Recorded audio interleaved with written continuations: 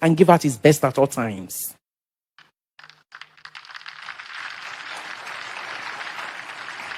I thank you for shielding me from those who came to our home with ulterior motives.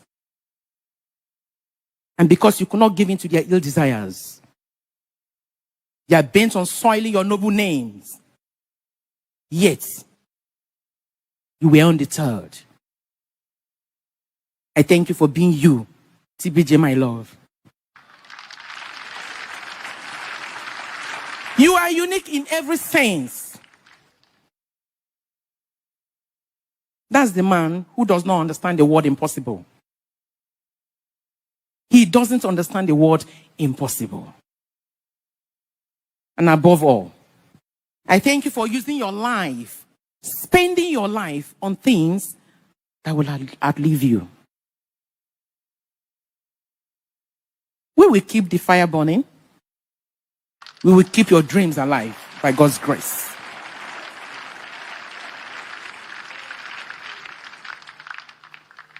You are the man I loved.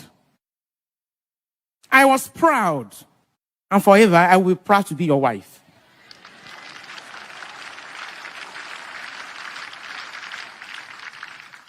You have made it clear to us all that this is the job you are born for. You are living for.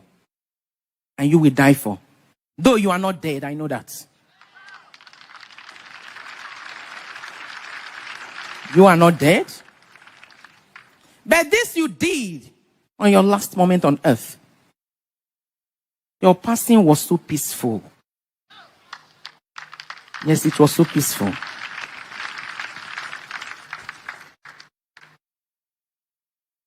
I've crested you forever in my heart. But I know that God Almighty has you for his keeping. Till we meet to part no more. It is very sad. Very, very sad that I, Evelyn, may not be able to see you physically again.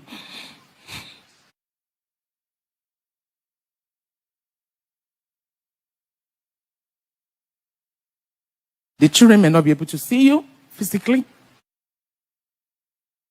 Your spiritual sons and daughters, the big synagogue family, and your loved ones in the world. But it's also comforting that you have gone home after service. So sleep on, my love. Sleep on, my God's general. God bless you.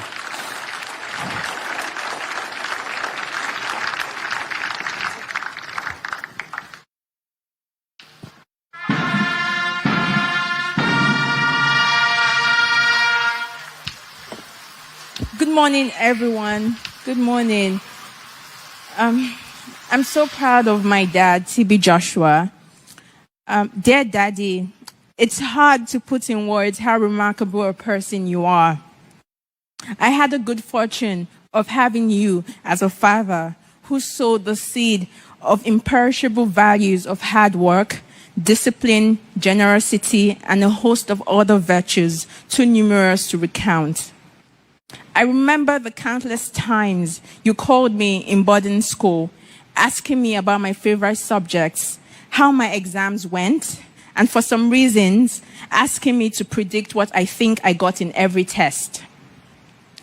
I truly appreciated that you took your time out of your busy schedule to call me. It was not just a responsibility for you, but you truly, truly cared about my education, and you really loved listening to me talk about school. I would not be what I am today if not for your encouragement, your support, and your formidable dedication.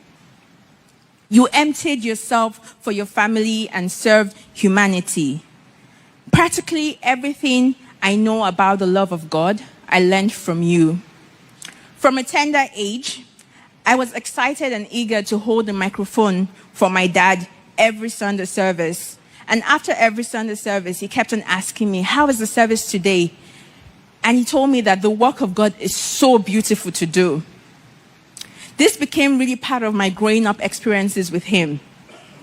I also remembered when he took me to his altar and he told me, both of us, to kneel down on the floor, and we prayed for 45 minutes on the floor. My legs were hurting. He later told me that the flesh is weak, but the spirit is willing. Indeed, you lived a prayerful life. A prayerful life is one of sacrifice, and you truly lived that life to the last moments on earth.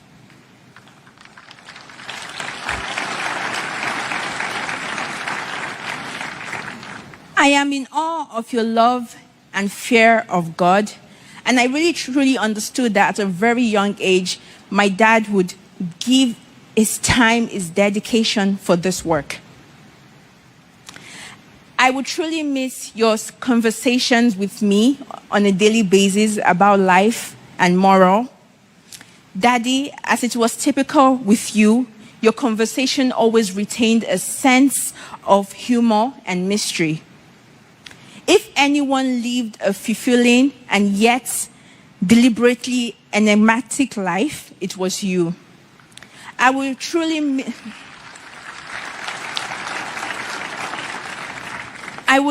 miss your wisdom, your knowledge, your mystery, and your humor. You have lived a life of unwavering commitment to passion and service. I have no reservation to say that my dad had the biggest heart that I know of, and he was a true humanitarian to this generation.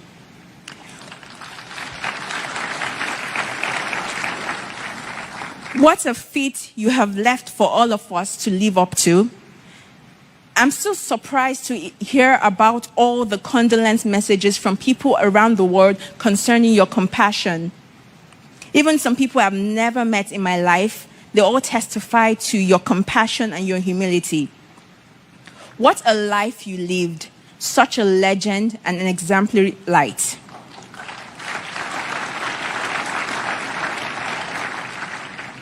I believe that by God's grace and your peculiar sense of time, that while we were not ready, you were fully prepared for the call home. Rest in peace, Daddy.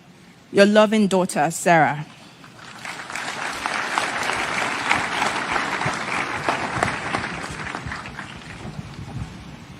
Good morning, everyone. My name is Promise Joshua, and here is my tribute to my dad. As devastated as I was upon hearing about the news of my dad's passing, I can't say that I was completely unprepared for that day. Growing up as a biological daughter to a man like Prophet T.B. Joshua, my dad raised me to understand that he was on a mission in this world. For him, life on earth was spiritual warfare, not a place to get too comfortable like it was home. He essentially lived each day like it was his last, with most of his time spent at his prayer mountain, utterly focused on executing an assignment that only him seemed to be in the know of what the instructions were. Since I became more socially aware and more inquisitive about my dad's life, I realized that the implication of such a lifestyle was that once he was done accomplishing what he was sent for, he will be called back home to the one who sent him. I must say that my dad did an excellent job at preparing me mentally, emotionally, spiritually, and even physically for a moment like this. I remember the conversations we had, particularly last year, when I spent over a year with him at his prayer mountain, right before he eventually released me to pursue my master's. He said to me, "Before I release you, you have to spend nothing less than 6 months with me. Then you can go and do whatever you want to do." I ended up spending over a year with him. I saw him almost every day of that year. He'll tell me about how I needed to strengthen my relationship with God, carried me along at least 3 out of the countless times that he dedicated to prayer in a day. Most mornings, he would wake me up, would do our morning exercise routine, and we would have conversations about the most random topics. There was no aspect of my life that he didn't try to leave a positive footmark on in that year. By the time he was done with me and ready to release me back into the world, there was this sense of fulfillment that I observed in both of us. In retrospect, the memory of this moment is a place where I find solace now that he has passed on. I remember our trips to Arigidi Akoko, Ondo State. He made sure that I was present when he was visiting the old people in town. He would ask me to kneel with him as we kindly asked the elders to accept our gifts. They would pray for us. He would look at me and say, "This is the good life." I remember our trips from his new side to his old side. I would fall asleep in the car, and he would always make a point to wake me up to ensure that I was observing my environment, to see the reality of life for thousands of Nigerians. He'll tell me never to think that I was more deserving of the life that I had as a result of the grace of God in his life than the people that were on the street. For me, this was an important lesson that shaped my perspective and daily interactions. Lastly, Daddy, I want to say thank you for being such an exceptional role model. Your life is a living testimony of how God can raise a young boy from an underprivileged background with so much passion and zeal for God's work and use him in extraordinary ways. It is also a testimony of the extent to which one person's life can make such a massive positive impact in the world, with the thousands of lives that bear witness to the positive mark that you've made in their lives and in this world. I'm so proud to be your daughter, Daddy. Till we meet again in heaven, Dad.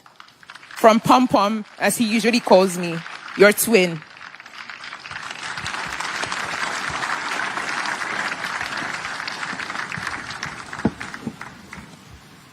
Hello, everyone. I'm Hart. I'm Prophet TB Joshua's daughter, and I would like to start by thanking everyone for coming out and celebrating my father's beautiful life. On that dreadful day, the 5th June 2021, my father, Prophet TB Joshua, departed this world to join his father in heaven, and it hasn't been the same for me again. I don't have many words to express how much I love and miss him, me, Daddy's girl. From a tender age, he showed me that his love for me was immeasurable, and I will forever love him for that. In the world where men were seeking fame, my father had a dedicated group of men, women, boys, and girls who loved the very ground which he walked on. He was clean in heart, in body, and mind, and I shall never forget the special smile, caring heart, and forever warm embrace. Knowing that I had someone who I could call on anytime and pour out my all to was one of the greatest parts about having a mighty man as a father. My father was an extraordinary person. He was not only the best role model, but he volunteered in his free time. He wasn't okay with only being a wonderful father, but he gave back to the world and helped those who were in need.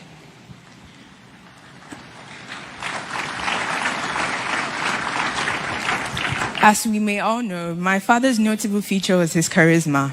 He could lift any room he walked in with just his presence and a smile. And not only did he apply this in his work as a televangelist and philanthropist, but in his daily life as a father. My father always had a smile on his face regardless of any situation and would never let anything trouble him.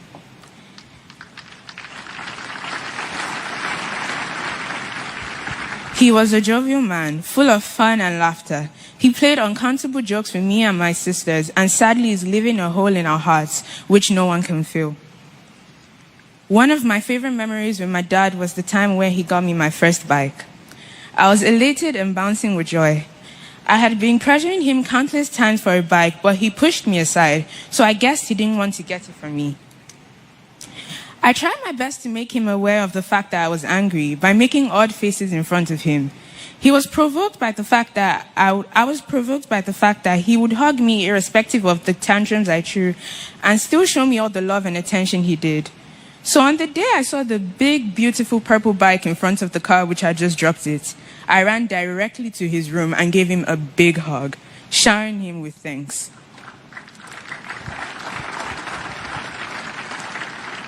I cherish every moment I had with my father, and I know he's smiling down at us right now.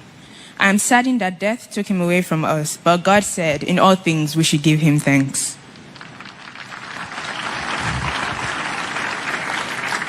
His death has left a scar in our hearts, but his legacy will stand in our lives. I feel so grateful to have had as much time as I had with him, and I will always remember having the most ambitious and remarkable father. My father was the most important person in my life, and I feel heartbroken to no longer have my father and spiritual figure with us. His memory will not only carry on in my heart, but in the hearts of everyone lucky enough to have known a delightful and astonishing man like Prophet TB Joshua. I am confident that we will meet at the feet of Jesus on the resurrection morning.